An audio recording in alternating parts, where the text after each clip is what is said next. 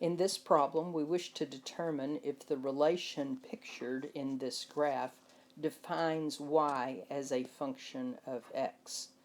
Now, the definition of a function says that for each x, there must be a unique value of y. So for each x in the domain, there must be a unique value of y.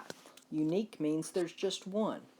In this particular problem, there are two y values associated with that same x value. So this particular graph does not define a function. So this is not a function.